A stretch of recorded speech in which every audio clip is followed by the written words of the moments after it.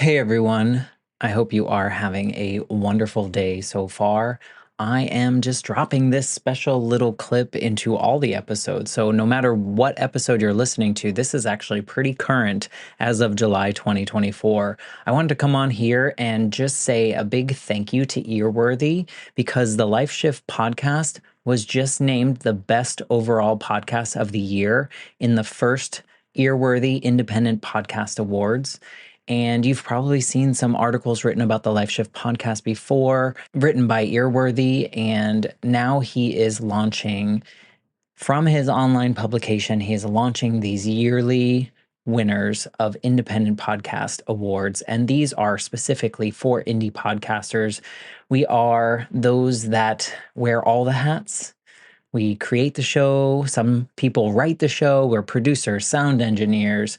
We troubleshoot all the tech. We do any kind of research if we need to. We host the shows. We distribute the shows. We do all the things that relate to our shows because we love it. And it's so nice to see my name in a list with some other amazing podcasts like Multispective, which won Best Life Lessons Podcast. Salad with a Side of Fries won Best Health Podcast. Bippity Boppity Business won Best Business Advice Podcast. And there are so many more. And so I just want to come on here and say thank you to Earworthy for not only doing these awards every year and just honoring some of us indie podcasters that sometimes feel like we're just shouting into the void, but we're not. We're just doing what brings us joy, and hopefully through that work it brings other people joy. In my case, for the Life Shift, I hope that each episode finds the ears that needed to hear it the most so that they feel a little less alone in their circumstance. But also, Earworthy writes all these amazing publications pretty much weekly, every week, every weekday, I should say, where he writes on Blogger, Medium, Substack, Tumblr, Vocal, Many Stories, and for other places. And he really just highlights the independent podcasters. So thank you, Frank, for everything you do with Earworthy and for recognizing all of us in the first Earworthy Independent Podcast Awards. If you'd like to read more, please head to medium.com/EAR hyphen WORTHY. Thanks again and enjoy this episode. I wanted to distract myself. I was like, I'm just running, I'm going. If I do all these things, then I won't actually ever have to deal with it, when really you eventually will break down and you can't keep going the way that you're going. And that is what happened when I was 19, when I was hospitalized, when I was taken to, first it was an urgent psychiatric center, and then they transported me to a hospital. Then I was court ordered treatment. I was terrified. It was the most scariest experience to be in that hospital, in those rooms. But Today's guest is Paris Scobie. Paris is a beacon of hope and resilience in the mental health community. She's a mental health advocate, she's an author, she's also the host of Well Bipolar podcast. Her stories about overcoming stigma, embracing her own experiences, and really turning her personal pain into a platform for change. She opens up about her experiences with bipolar disorder and the path that led her to create her platform, Well Bipolar. Paris bravely shares her experience of being sexually assaulted at the age of 15. This event, deeply buried due to societal shame, really had a profound impact on her mental health. But today she speaks candidly about her struggles with body image, perfectionism, and ultimately her diagnosis of bipolar disorder. She's turned her trauma into a force of good, using her experiences to fuel her work in mental health advocacy. Through her podcast, she provides a platform for others to share their experiences, helping to normalize and destigmatize mental health discussions. Before we get into the episode, I want to thank my 2-episode-a-month supporters on Patreon. That's Mickey, Tracy, and Emily. Thank you for your support. If you are looking to directly support the show, please head to patreon.com/the Life Shift podcast, and you'll find all the information there. So without further ado, I'd like to introduce you to my friend, Paris Scobie. I'm Matt Gilhooly, and this is The Life Shift. Candid conversations about the pivotal moments that have changed lives forever.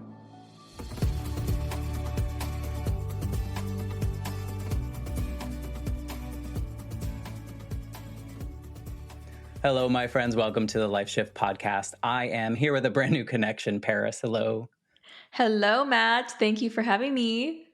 Thank you for being here. And we were supposed to do this last week, and I appreciate you. We had a little snafu with the internet line here. So, we just roll with the punches here. That's what we do in this life. And I was just going to say that too. Like, I feel like life is like a bunch of punches that sometimes we have to just go, okay, I can absorb that and I can move through. And your story today, I think, is a series of punches, but also things that you've adapted to. And I think what I have learned in the Life Shift podcast journey, this is like 120 something episode that I've had the opportunity to talk to other people that I didn't know beforehand. And I've just learned the resilience that we have as humans and the things that before they happen, we're like, I don't think I could survive that. Or we hear someone else's story and we're like, oh my gosh, that's so much worse than mine. But yet somehow we all kind of make it through. So it's just been so inspiring. And I know you're a podcaster and you've kind of felt the same way as well. Yeah, we were just talking about that, right? Because I mean, we hopped on and you said happy anniversary because today is the 4-year anniversary of my podcast, Live Well Bipolar. And we were talking about this because I said I didn't realize starting this journey, like how healing and therapeutic this would be for me. I was thinking, okay, I'm opening this stage up for others to share their experiences that can help others. But really, I was doing the same all along. And I feel like that's something that we can really relate to too on this journey of just what it even means to me and why I even started this. Like, why did I start Live Well Bipolar? Where was I before it? And where am I because of it? I tell people this a lot. I started the idea of the show comes from the fact that when I was 8, my mom was killed in an accident. And my life was 100% different the next day because my parents were divorced. They lived in separate states. Like nothing was going to be the same for me. And growing up, I always felt like I was the only one to go through that experience. But by the time I made it to like my 40s, when I started this podcast, I was like, okay, he's healed. He's good. And then as I have more of these conversations, I'm like, oh, I didn't realize there were still parts of that 8-year-old boy that needed healing and needed to come along on this journey. So I feel the same. It's just such a nice little selfish blessing of having the ability to have these conversations and not only help the person telling the story, like you sharing your story is probably healing in its own way, but also for me and for the listeners, it's just like, who knew? Who knew that this could be such a healing space? You think of podcasts and you're like, huh, healing. I love that connection that you make with it because especially when you bring up those pivotal moments of changes and the good and the bad because we're always going to have that good and bad, but I feel like that's really what I try to look for is those moments of hope because I feel like no matter how much work I do, I still have days where I feel run down and hopeless. And I'm always looking for ways to continue to restore that. And I feel like these conversations do that. And they do it for me, they do it for you, they do it for the listeners. And it just really helps all of us see that whether it's, you said, your 8-year-old self or, whatever age we were when we experienced an event, tragedy, trauma, whatever it was, giving that our younger self those things that we're like, oh, I thought I healed from it, I thought I've been doing the work, but then there's still this thing that's coming up. So it's always going to be a continuous process, and I know you totally understand that. Humanity, right? We're evolving beings, we have to, there are things that we're going to go up, down, and all around. And I think that I'm just, I'm so glad that we're here. And you telling your story, I think I know a little bit about your story because we had a little bit of back and forth. And I admit to all the listeners that I don't do the research because I want these conversations to unfold. But what I do know of your story, I think is so important that you're sharing it and that you've created a platform where other people can share your story because I think, and I'm kind of like talking around it because I kind of want to, but in a sense, it feels like we're lessening the stigma that has existed for so long in some mental health diagnoses and medications and processes and all these things. And just like kudos to you for sharing your humanness with everyone in hopes of helping other people. So in that sense, maybe you can tell us a little bit about who you are right now and what you do so that we can kind of jump into the story. Yeah. So to answer that, so who I am right now. So currently, right now, I'm actually going to be celebrating my 1 year wedding anniversary in 4 weeks. Been with my husband 5 years now. And that is something that I will get into a little bit. Never thought that I would ever be able to have is a loving, healthy, fulfilling relationship because of my struggles I face mental health wise, a lot of things like that. But also, I have my podcast, Live Well Bipolar, that I started 4 years ago. And really, the whole reason I did this is to mainly to share my experiences because I still had a lot of self stigma that I needed to let go of to be able to be the person to show others your story and life has value. And from doing that, I actually ended up becoming something that I really never envisioned for myself. I really never thought there would be a place in my life for this thing, which is an author of my book, Crooked Illness, Lessons from Inside and Outside Hospital Walls. So it's pretty funny. I didn't know what to call my podcast when I started. I was in my parents' backyard. If you listen to the first episode, there's rocks crunching in the background. And I was like, wait, you need to name this thing before you release it. And I was like, okay, well, I'll call it Crooked Illness. And then that was the name of my story that I was writing on a Microsoft Word document, just trying to get it out there. And I feel like I have realized my value and the purpose for my life through getting uncomfortable and getting out of my box and starting the podcast. And from there, it's been this ripple effect of me saying, I'm done doing the same things I've always done because I'm clearly not happy. I'm clearly still struggling. There's many areas of my life that I'm trying to understand, but running away from it. So through starting the podcast, through sharing my story in my book, and also speaking professionally for NAMI. They are the National Alliance on Mental Illness. So I go out to different high schools, middle schools. They have different opportunities for me to come out and share my experiences. But this point in my life, I can honestly, confidently tell you, I am happy. I am fulfilled, and I am actually still dealing with something right now, health wise. I'm actually, the last couple of days, I've been feeling great, back to my normal self, but I had some stomach gut issues that have been going on for the past almost 2 months now that really took a big hit for me about 3, 4, it was actually almost a month ago is when it really, really took a hit for me. But what I learned is I am able to navigate that just as I learned how to navigate living my life with bipolar disorder. When I first got my diagnosis, I didn't believe it. I was scared. I was ashamed. When I first started learning what was going on with my stomach, I felt the same exact way. And I said, you know what? I feel hopeless and a lot of struggle right now, but I've been able to do this thing. I can do this other thing too with support from people around me. Yeah, no, that's fascinating, and congratulations on your book. Thank you. That's no small feat, and Yes. I think that when did you release it? It was 2 years ago. Yeah. Oh wow, that's awesome. Thank But you. I think again, back to this power of story and the things that it can do for us, and sometimes the stories that we tell ourselves are much scarier when they're in our head. And then when we put them out into the world, whether that's professionally speaking or writing your book or doing your podcast, you're like, oh, like I can conquer that or I can move through that.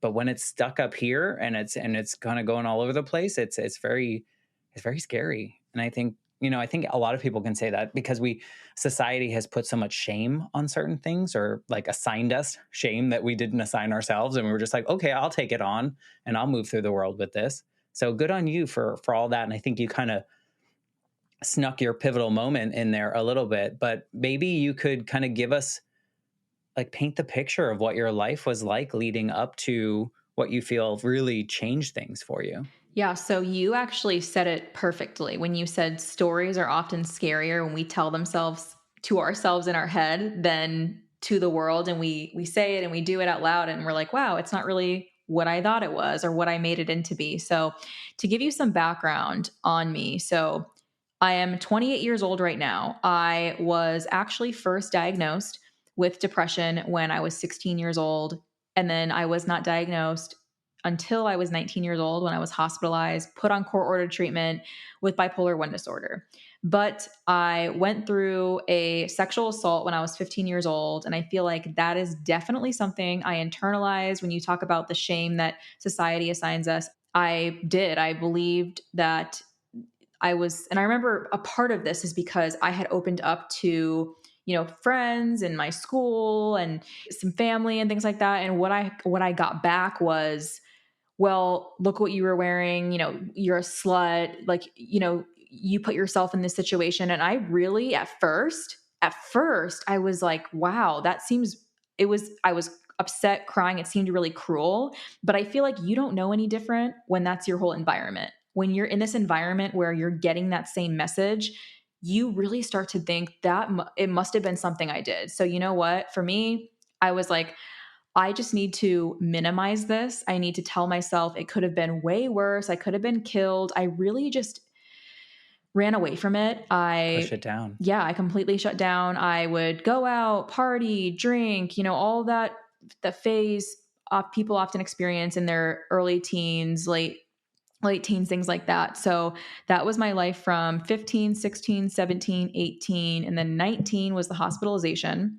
And prior to my hospitalization, I actually brought it up I was seeing a therapist and then psychiatrist. And to give you some background, I used to think that I was misdiagnosed with depression, but actually I never had a manic episode until I was 19. So how are you supposed to diagnose someone with something that when it's not even it's not there, right?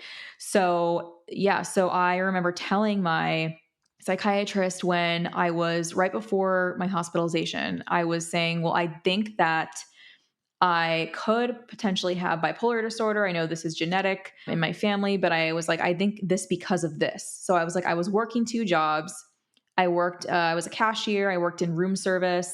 I went to school full time. I got straight A's. I had a boyfriend who I fought with every single day, by the way, and friends, but I was drinking, partying. It wasn't meaningful relationships or connections, anything like that. So I remember saying this, and my psychiatrist was like, no, there's no way you have bipolar because of you're getting good grades, you're working, you're basically on paper.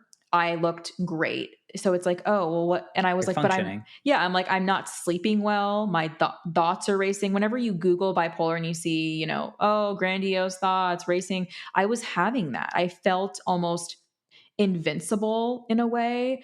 And I was bringing this up and I just feel like I was never listened to. I was just told no, no. And I feel like I was like, you know what? What's the point anymore of trying to tell people how I feel when you're always told, look at how good you're doing? And it's like, but I'm not.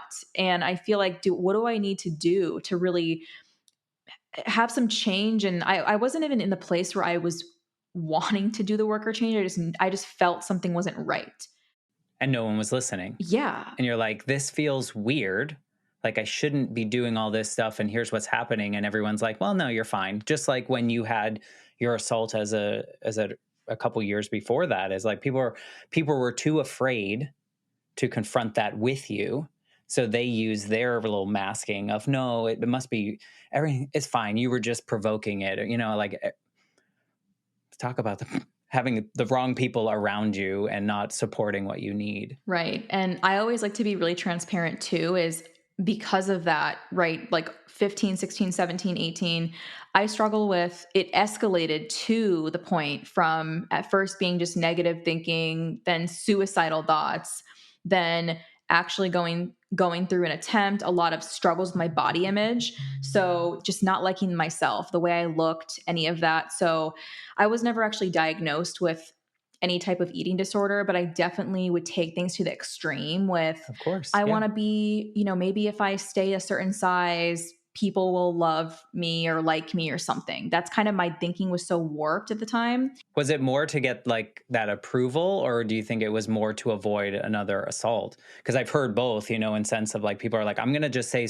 I'm just not going to eat so that I don't have shape, so that therefore it won't be my fault, kind of thing. And curious. I think so. That's a really good question. And I think for me, it was just approval and perfectionism on my part, because I've always been this very And I think with just like school, with home, with grades, like getting very good grades, like always being that kind of like achiever. I was an athlete, I was used to like putting on a good face. And I feel like for me, it wasn't so much, I think I had like stuffed the assault so far back that I was like, it wasn't real. And I would have these, I think for my way of coping with that was, it was, I thought it was a good way of moving forward, which was actually making it worse because I would go out and I would sleep with more people to the point where people were actually getting feelings for me and wanting a relationship. And I'm like, I don't want that. And I think it was because of, again, I never worked on the root of what happened with that assault, that I was carrying it over. Yeah. I mean, it sounds like you wanted to control it. Like, they can't do it to me if I'm doing it or I'm allowing this or I'm Mhm. moving through this. It's our minds are protecting ourselves. And I understand the overachievement too. I think that is a piece of like getting that acceptance. It's not even about like, oh, I'm smart and I can do these things. It's rather like I have to be as smart as possible so people don't dismiss me. Because I'm sure you were getting dismissed all the time in certain things. You're like, no, but I'm doing all I'm Right. working 2 jobs, I'm getting good grades, I'm doing all Exactly. the things. I think that's a really good point that you bring up because I feel like I feel like I wanted to distract myself. I was like, I'm just running, I'm going, I'm going. If I do all these things, then I won't actually ever have to deal with it. When really, your body, like, your body keeps a score. There's a book, you eventually will break down and you can't keep going the way that you're going. And that is what happened when I was 19, when I was hospitalized, when I was taken to, first, it was an urgent psychiatric center, and then they transported me to a hospital. Then I was court ordered treatment, all of this stuff. And I was terrified. It was the most scariest experience to be in that hospital, in those rooms. But I feel like after it happened and I came home, at first I was like, maybe I should change the people around me. But I feel like I went back to my old self, which was still like, again, oh, look at my, because you don't have your phone when you're in a psychiatric hospital. So I got my phone and I'm like, wow, look at all these messages from all these guys or all these people. They missed me, but it's like they don't really value you. They value the fact that you go out, you're wild, eccentric person to be around, and you're sleeping with them. They don't even want to take you on a date or actually get to know you. It's just, and I didn't even care. I really did not value myself. I just kept going, going, going. And I didn't realize how continuously that was damaging me when I finally did actually meet my husband 5 years ago. But that was when I was newly into doing the work. So that was 19 years old, to give you some context, the hospitalization. So then I came home from the hospitalization, 19, 20, 21, 22. So I had 4 years where I continued doing the same things. Let me just keep the same people around me, and it was also because I didn't have awareness into it. I just knew I wasn't happy, but I thought that was normal. I thought everyone lived like that. A lot of people do, and I think that we kind of see that and we absorb that, but I think there's so much trauma that you went through that deep-seated thing, it's like this constant chase. If you keep going, you don't have to stop and think about it. Hmm. It's like I I understand the running, and then you sit and you're like, "I can't be quiet." Like, I did you have that moment when you were in the hospital where the quiet was really hard, or was it not quiet? I don't understand what that might be Yes, like. that's a good question. So it was not quiet, actually. And I didn't have, I feel like for me, that moment of quiet, and I think to understand your question, are you talking about that realization of just giving myself the opportunity to feel like I can, or what was it? Because I want to see. Yeah, I mean, I'm curious if someone, I mean, the way you describe your life leading up to that moment was very chaotic in a way. Like it was just very, 99% of the time you're doing something, and you're doing something to the point that when it's time to go to bed, you're just so tired that you go to bed. And then you wake up and you just do, do, do. So I was thinking, and I do this because we see lots of movies and they show us this picture of, like the white padded room where it's very quiet and nobody's paying attention to you, where Right. really it was probably just this noisy event where everyone's walking in every 10 minutes to not give you that silence. Because I think silence is scary for people. I've been in depression. I wouldn't say it was clinically depressed, but in those moments when you're sitting with just yourself in the quiet, it's really scary. So now I totally understand what you're asking and hearing you break this down. So for me, that moment of silence looked like, which I haven't shared with you guys yet, but I actually went back and I worked at the same hospital where I was a patient at, where I got my bipolar diagnosis, where I was put on court order treatment. That for me, I had that moment of silence when I walked back in through those doors, and I was there to meet with, it's like, "Oh, you're here to pick someone up and, take them home, or, do their check-in on, the paperwork and all that stuff." So that for me, that was my moment of silence, walking through those doors and seeing the place where this is where I was for 2 weeks, and in my mind, that felt like a year, because you really lose track of time, and I definitely was in psychosis. So for people who don't know what that is, it's you literally are not living in reality. You're completely removed and you're almost consumed with, it gets to the point where you're experiencing delusions that you full-heartedly believe this is fact. And I was literally experiencing that during the hospitalization. So for me, that moment of silence, walking through those doors, and really also still knowing in my heart that I still wasn't comfortable sharing my story or my experiences. I still wasn't comfortable fully doing the work, but I was starting it. I realized in that moment of silence, I'm in the right place, but I need to start doing more for myself so I can show up. Yeah, because you probably saw in other people the slightly different version of you, Mhm. and like with a different awareness, because I think we don't see ourselves in the moment. While you were telling that, I just had a side question of like, do you think an environment like that enhances a psychosis? Yes, and I'll say that. Well, it's, and other people who've been in psychiatric hospitals might have a different answer. Their setting might be different, their environment, but for me, my experience was not good or positive. I feel that way because I was put in a place where everyone is in crisis. Like I remember looking around me, and it was the person to my left just had been taken here after trying to commit suicide with rope burns on their neck. The person over here was, they just had their children removed from them for a child protective case.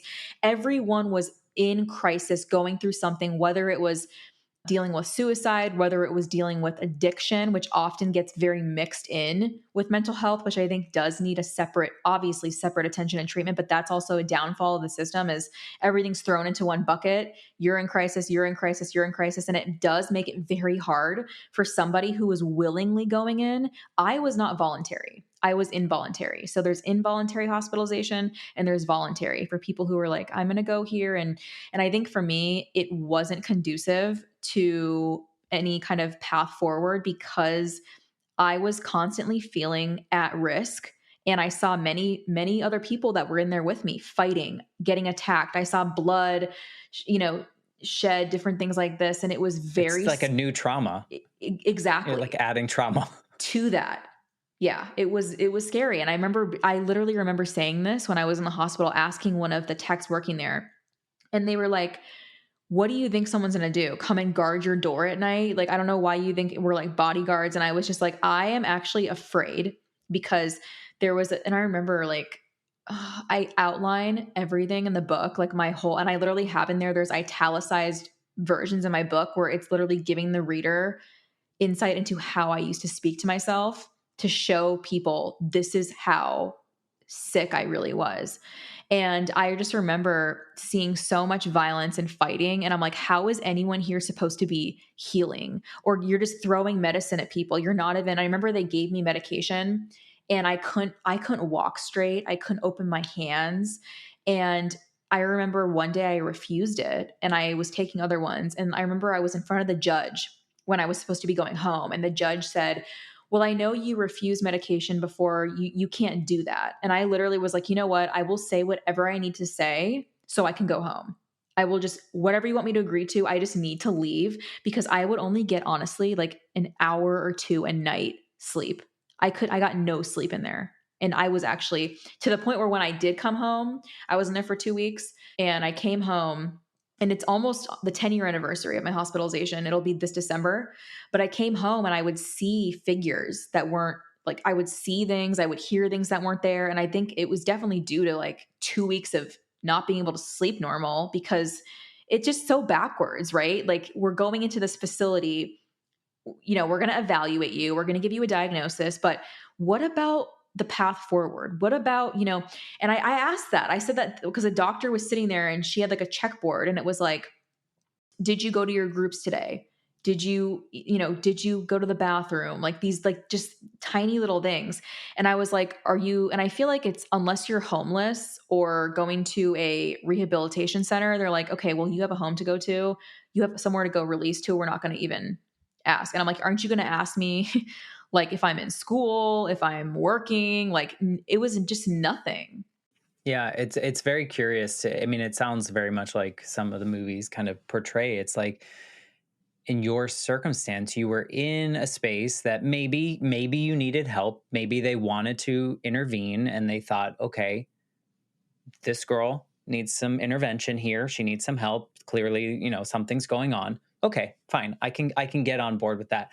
But the situation you described doesn't sound safe at all. It just sounds like they've given you new traumas to now you also have to process those when you get, into a safe space again. But at the end of the day, that should be the safe space, right? Mhm.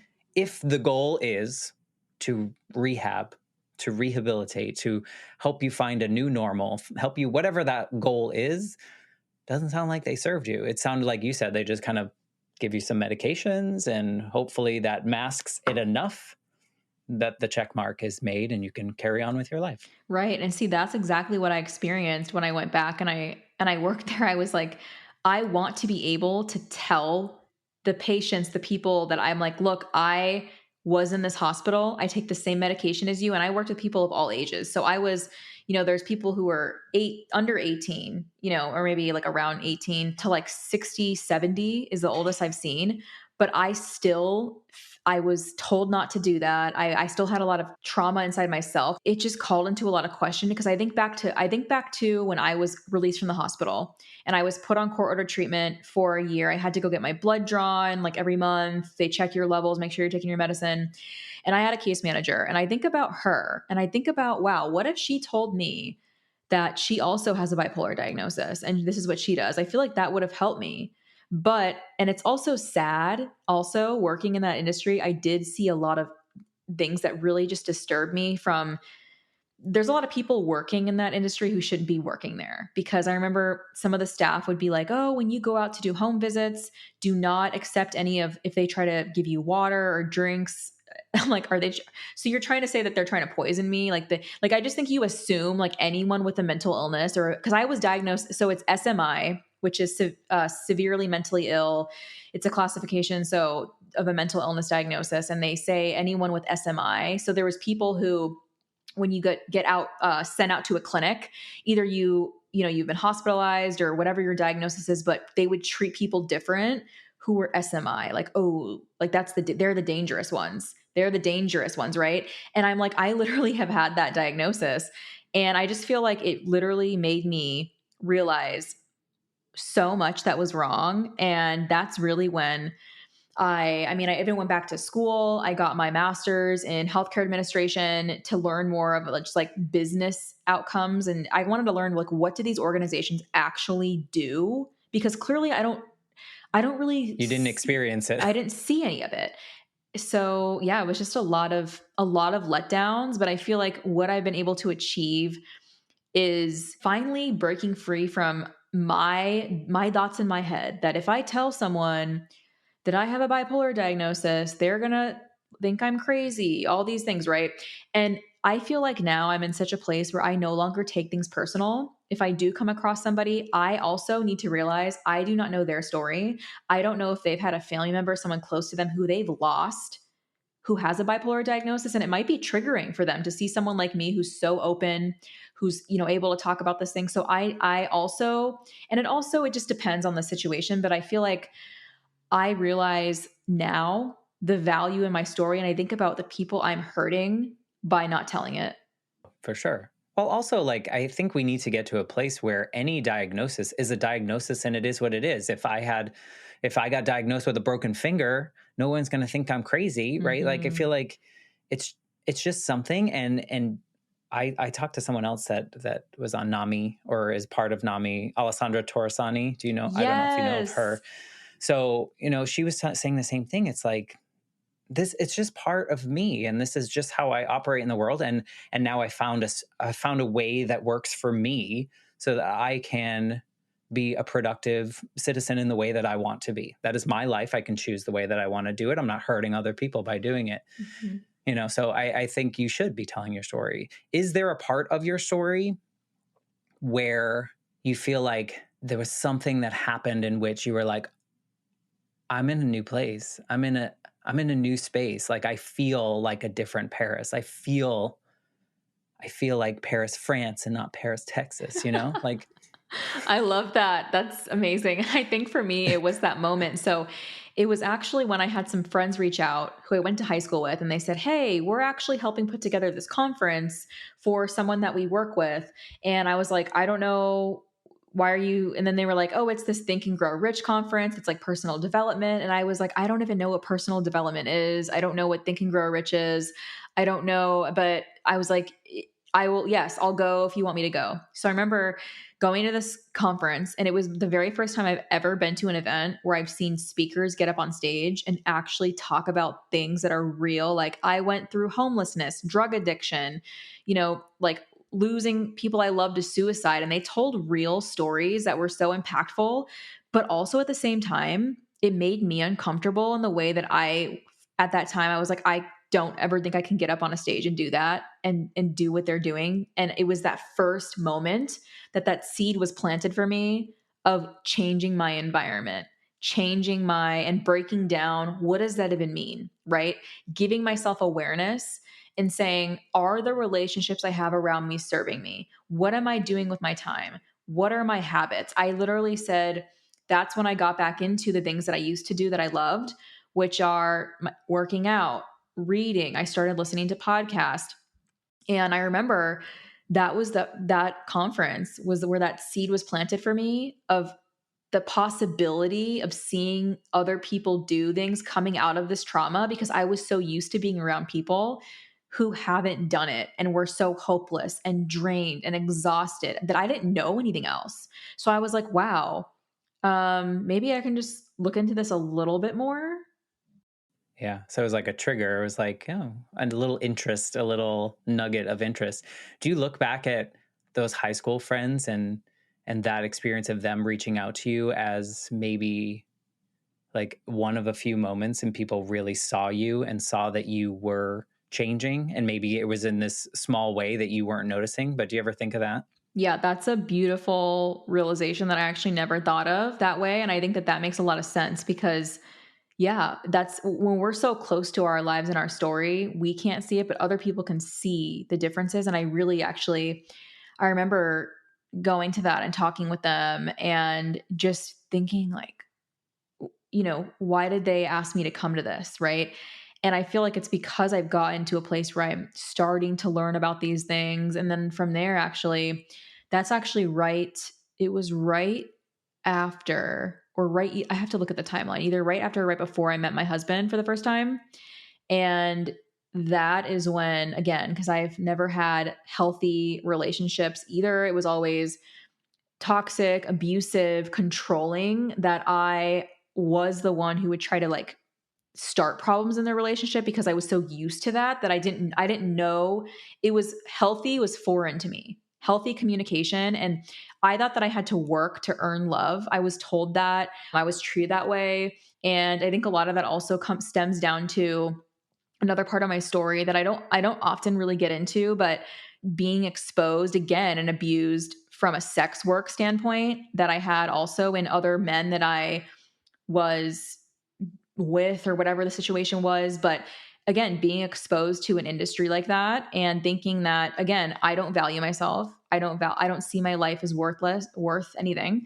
So if I'm being told by these people around me that I can do these things and make money and get paid for it, then I might as well do what they're telling me. So again, it's all rooted in the trauma. It's all rooted for me in the sexual abuse that I just didn't think I could move past it. I Yeah. didn't even give myself a chance with that. So I feel like if you aren't even giving yourself the awareness into it, you can very easily fall victim to certain things like this. So I think that was a big trigger. You create patterns. I think you create patterns. And I can relate to, the experience of like losing my mom at such a young age. I think, I push it down. I didn't have people around me that really knew how to help. It was like, make him happy. He'll be fine. And so then I absorbed that everyone wanted to see me happy. So I just had to perform and be overachiever and do all these things. And it's the same kind of parallel to what you're talking about, is that like in my 30s, I finally went to like a therapist, and she was like, after lots of talking, she was like, you realize that every single decision that you've made since you were 8 years old was with that 8 year old's scared, lost his mom brain. Like everything started unraveling. And I was like, you're right. Everything I chose to do was because of that 8 year old being really scared of the outcome of that decision. And I think there's so much to be said of this pushing down a sexual assault and the people around you that just had really shitty responses to you. Like that probably still affects some of the decisions you make, even if you've made all these, this progress. And there's something to be said to people listening that if you have something like that, if there's a possibility for you to start to unpack it, there's so much value in the growth that can come from it. It's scary. It's not easy, but Right. a lot of our patterns are because of these things that we thought were something we packed away and is fine back there, So Yeah, I think that's a really interesting way to put it, because I feel like when I think back to my younger self going through that assault, and then also like after, I mean, when I opened up to people about it, I remember like walking through the hallways in high school and hearing, oh, she's a slut, or it's spread around, and people were thinking, and that's why I think it's so sad. Is I feel like for me to understand, like losing people to suicide and these behaviors that people can exhibit. I mean, I've struggled with self harm. I've struggled with isolating. I've struggled with shutting down. I've struggled with being very mean and cruel to the people around me that I love, because in my mind, I was like, if I'm mean and I push them away, then when I'm finally not here anymore, they're going to look back and say, well, she wasn't, a nice person. And that's so wrong. It's so wrong, because sometimes when you've been so clouded and stacked on top of different traumas, we just believe these things, and we think, if I were to not be here anymore, people aren't really going to care. They're not going to miss me because I was mean to them. And really, and you don't know, you don't fully, but I feel like you sometimes aren't thinking, and that's, at least for me, wasn't thinking in the right mind.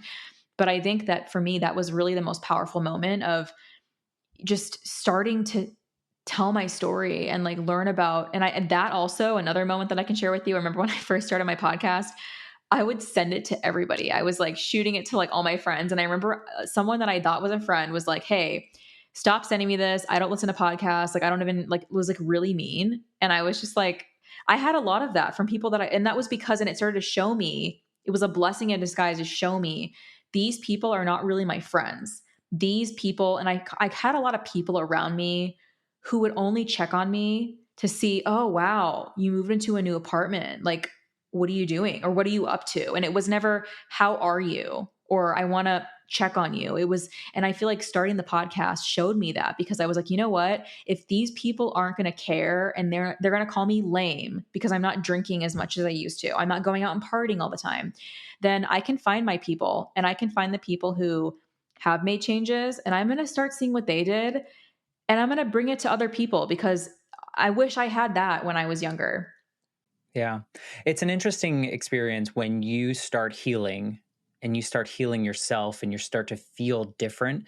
The things that you notice in the people around you that haven't started their healing, and you Mhm. realize that they're not there yet. I wasn't there for X amount of time, and I need to put myself in a new space. And now you're going to find people that maybe are farther down the road of their healing journey. And then, you kind of like move through that. It's such an interesting thing that if you don't stop to look and see what you're doing, you're like, how did I get here? Like, how did I become this version of me when just X amount of years ago I was like a hot mess?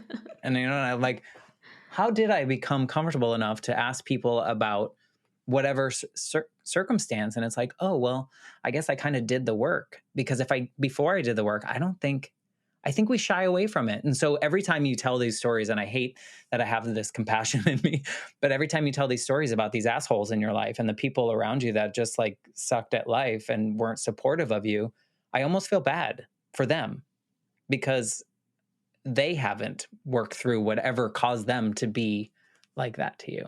I don't know if you ever relate to that. When you say that, it literally reminded me of, I don't know if it was something I learned in therapy, but it was people can only meet you as far as they've done the work themselves. So I realized that because when I would do like when I think back to my younger self, if myself now was trying to talk to Paris, who was 10 years ago, and I was like, hey, like, telling her, like, in 10 years from now, you're not going to enjoy going out and blacking out. And, you're going to have a loving husband. You're going to have an amazing home together. You're going to have a beautiful wedding, honeymoon, like all the things that you told yourself you couldn't have because of this.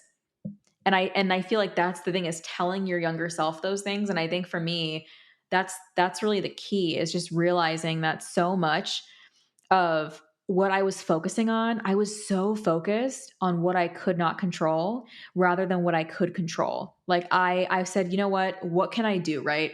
I can, okay, I can start working out, going on walks, going to the gym. I can start changing my diet. I can try to get my sleep on track. I can, and also I learned how to set boundaries. I learned how to respect, those people in my life now who are my friends and who are, have the same interests that I have. And even with my husband, like he's taught me so much about myself, because he actually would call me out on the shit that I was starting to work on coming to this relationship. But I had a lot of habits that I still needed to work on. And he would help me and support me. And it wasn't like coming from a place of threatening, or because I've definitely had partners where I opened up about living with bipolar and they were like, oh, and they used it against me. They were like, I'm going to tell my family that you have bipolar. And it was just very bad. So I feel like I learned a lot.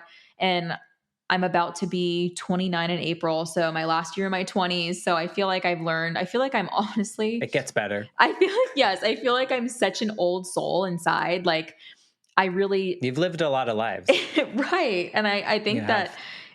it just comes down to, for me, I mean, even now, like this past month, well, January was a really bad month for me with my everything I was struggling with my stomach. And I had a lot of tests done. I've had like 7 doctor's appointments in the last like 6-7 weeks.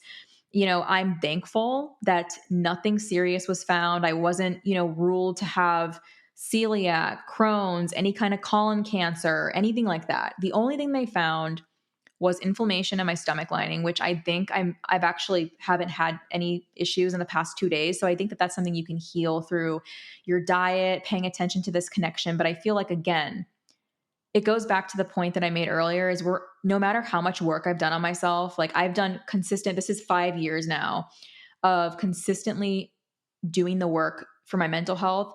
You're always going to learn new tools. You're always going to have old, and I mean, even last year or something, like, yeah, I had the trauma resurface from going through the sexual assault that I didn't think would, because I spent years in therapy, and I had an incident happen like where I was just reminded, and I was like, why am I crying and I can't eat, and it's impacting my whole days. And I feel like, again, it was because I realized how much I still would downplay what I went through. And it was a good opportunity for me to go back to, continue therapy, work on that stuff. But I think it just goes back to, we're always going to be evolving. We're always going to have, but I think it's important to give yourself grace and also celebrate where you are, right? Even if you're not where you want to be and you're like, what do you mean celebrate myself? My life sucks. Well, I'm pretty sure there's at least one thing in your life that has gotten you to where you are and that you can give some gratitude to. And I always try to do that, even when I've spent the last month going through all of that. I try to do that. I think it's important. awareness is just like such a big piece that sounds so like nebulous and sounds like, "Ooh, what does that mean?" But, in the sense of like that seed being planted in that conference that you went to, and people are like, really? You saw someone on stage, but you saw you in a different version. You saw Mhm. someone up there that was doing the things that subconsciously you wanted to do. You needed to heal. You wanted to share your story because you realize like these people are sharing their story and they look healed. Like there's this connection that we see and they're like, oh wait, I can do this. Mhm. I can, become a person like that. Like my story doesn't sound so bad compared to theirs, or mine sounds a little worse, or whatever it might be. But this awareness component is so important. And I think it kind of opens our eyes to things and we're like, oh, like we said before, like when you have the story and you put it out in your head, it's much worse. It's like, Right. and then you say it and you're like, why did I stress for 6 months over that when I could have just said it out loud or put it on paper and then be like, oh, I could do that. Done. So I think there's this awareness piece. Do you really look at that, like that conference moment as like kind of that first step on the staircase? Yeah, so that was the first just I mean, prior to that, I don't remember too much of what I was starting, but it was literally that conference where I saw that and I started to do the work, and that's what actually ended up me starting the podcast and then realizing, I want to share more of my journey. I want to bring on more resources.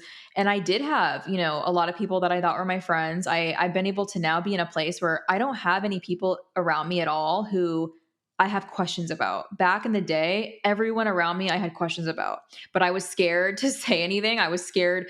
And I mean, even recently, it was like, I mean, it was last year. I had someone, a good one of my other friends from like a while ago, but who was going through some things that was hard. And I feel like it's also knowing when to set the boundary, right? And to if someone is, you know, being unkind to you or treating you in a way that is not what you're deserving, it's okay to let them know that. The old me wouldn't do that. I would just take whatever anyone says. But I feel like I went through a situation where I had to end friendships, and I said, this isn't, I don't think this is right to me. And I'm going to share how I feel. And, you can still separate, but I think it's not putting up with that. If you have a friend who is, treating you badly or, not supporting, decisions that you are doing to put your mental health first, you don't need to be around those people. And I feel like it can be scary, right? I mean, for me, it was when I was, but now I have no problem if I have anything like that anymore, because I know it's going to do more damage to me than good. Yeah, you have self-love. You care for yourself and you want to make sure that you maintain that. And I think it's important. I think, growing up, a lot of us were told like the more friends you have, the better you are, right? Like the more qualified you are as a person because you have X amount of friends. But really, it's about what serves you and what makes you happy. And I'm glad you're in this space because I think there's a version of your life that could have gone a lot differently. Right. And I think that's yeah, like you said, like just looking back on things now, like I look at all my relationships from 10 years ago. And I mean, there was friends that I had since high school. And when I started to change and I started to say, I'm not going to go out and drink every weekend. I don't want to do that. I don't want to. And now I basically don't even drink anymore at all. But I feel like it just, and also I think, again, it's important. Like I'm not someone who's ever struggled with alcohol, like to the point of, it's severely impacting my life, but I don't like who I am when I feel like, oh, I need to go out and, people are pressuring me to drink and it's a cool thing to do. I don't feel that anymore. And I feel like I had a lot of friends who, and they were not the same, like you said, like not healed, and they were going through their own traumas. And I was trying to help them and being like, hey, they've had abusive boyfriends and they're still in these relationships. And this was from a long time ago, but you can't do the work for people. You can't. And if they're not willing to do that and it's, bleeding over into you and it's hurting you and, they're called, like I remember being called lame or I'm not fun because I'm not fun. Why? Because I don't go blackout drunk and go sleep with everybody in front of you. Like it's just that was not normal behavior. And I've worked very hard to have a relationship, the marriage that I have now, because I really didn't think I could even be married or have a relationship because I I was told that, and I was told I wouldn't have that, and I was scared because of my bipolar diagnosis. I didn't know if someone was going to want to have a future with me. So all these things that I told myself, I mean, I told myself I couldn't public speak. I can't, I do that now. So it's like, I'm like, I can't do it. I'm too scared. But I was the one stopping myself because of my environment. And again, when you're able to see that, the first step is seeing it. You need to be able to see it. You It's need, awareness. right. Yeah. Exactly. Yeah. No, I think it's fascinating. I have a side question. Are you still in touch with those high school friends that recommended that conference? So I actually, it's so funny because I would be if I could, because they only had like a Twitter account, but they like I probably still, I actually might have their numbers, but I just haven't talked to them in a while. We would talk like a couple times throughout the year and stuff like that. I feel like you need an episode on your show where you can talk to them about that moment. And if they saw Yes. something, I think it'd be so fascinating Right. because, what if they hadn't?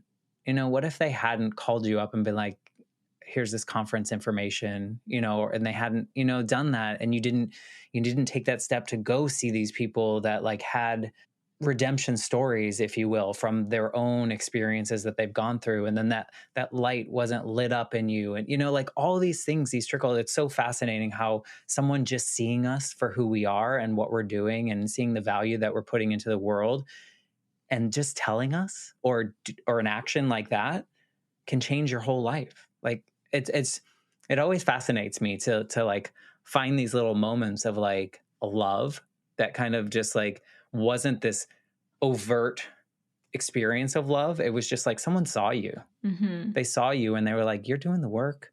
Maybe you should go to this thing, like open the door for you. I love that. And I definitely, that's a great idea. Cause I remember I give them a shout out in my book, and I told them, we were talking about even, yeah, like 2 years ago, a couple years ago, but I feel like that, and I think a part of it was because I lost like, I actually I lost my Facebook, I lost my Instagram, I lost everything.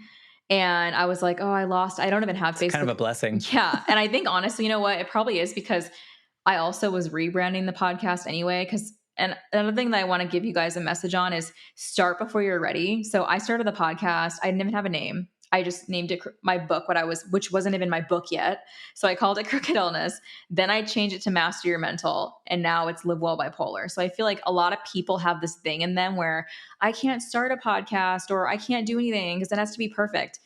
You will literally go through changes, whatever, rebrands, and you don't need to be that way. And I feel like I used to be like, oh wow, I'm look at me, I'm not, I didn't do it right from the jump. But your people will always be your people no matter what you're doing. If you're speaking the messages they need, then that's all that matters. And I feel like that's something too, is start before you're ready, right? Start with boundaries, start with your relationships, with your habits, with getting the awareness. You don't need all the pieces to know what you need to move forward. It's like anything. You're not great the first time you do anything. Like in most cases, whether that's your first time going to therapy, you're not great at sharing your story because you're close, and then the next time you go, you get better. Or the first time you do your podcast, it's like, oh, I won't go back and listen to that. But the second one, you're like, okay, it's a little bit better. And you kind of go through the thing. And I think it's such a great message to like, just start. If you have this, say we bring it back to like you're facing depression or you're facing a bipolar diagnosis, and you kind of have this little awakening, this little light of like, maybe there are some things that I can kind of move through. I'm not going to quote unquote fix it. Like I'm not going to do one thing and then all of a sudden everything's perfect and like we can run down the yellow brick road. But, like one little thing. And then it just kind of, it snowballs, like things just get bigger and you get better and you feel different. And then you look back and you're like, how'd I get here? Yeah, I think that that's exactly like it is, like that snowball effect of, and then seeing it, looking back on it and being like, oh wow, this is, and I feel like I'm doing that today because it's the 4-year anniversary of the podcast. And I feel like without like, if I think about it from this standpoint, if I never started the podcast, I would have never shared my story in my book. I would have never been speaking for NAMI because NAMI found me through, it's actually a funny story how they found me through a news story that they did on me through a friend who now is like my best friend and maid of honor. Like we're like, it's just this whole thing, but it's the ripple effect of when you start one thing, it leads to another. And like, I feel like for me, it's just the messages and the feedback from people, the emails of, I found you from wherever. And whether it's the podcast, my book, you saw me speak, I don't know what it is, but being able to see people of all ages from all over the place say you, like I had this amazing person reach out to me and he's like, I'm 60 years old and you're my hero. And he wrote me this long email and I'm sitting there reading That's that. beautiful. And I feel like sometimes I have moments where I'm just like, when you're having a bad day, like, should I just stop doing this? Like, it's been 4 years, like, whatever.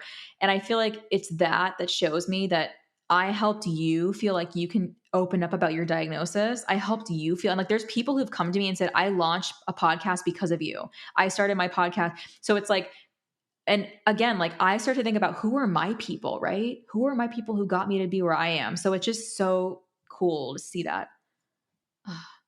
I love a ripple effect, and we don't realize it until we stop and we look back and we see all the things that we've done. It's so fascinating. And your story, I mean, thank you for sharing it. I love to kind of wrap these up with a question, and I'm wondering if you could go back to the Paris that just got out of the hospital and she's kind of getting back into the same routine. Knowing what you know now, is there anything that you would want to do, say, anything with her?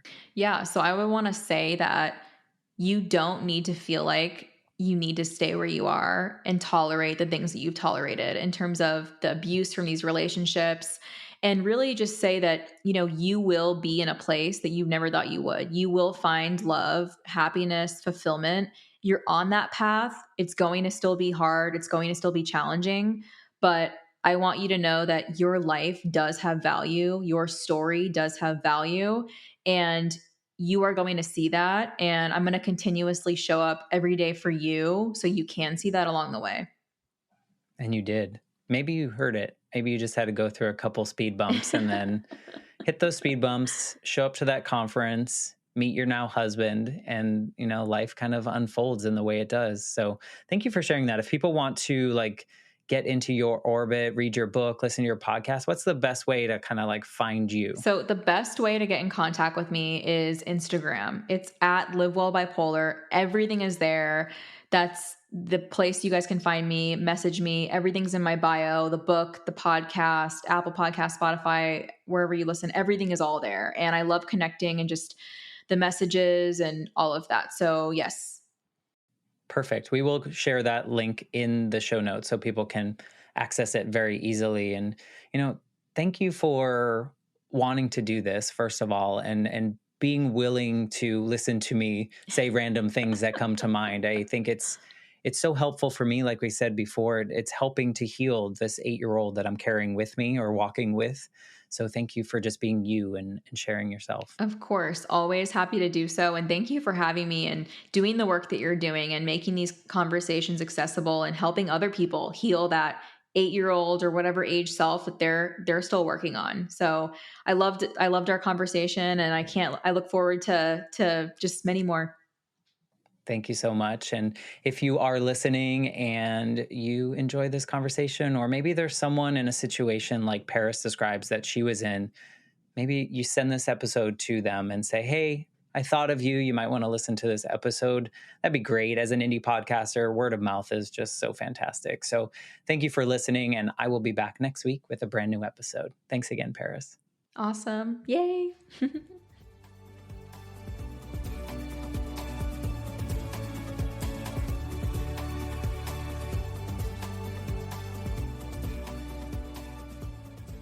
For more information, please visit www.thelifeshiftpodcast.com.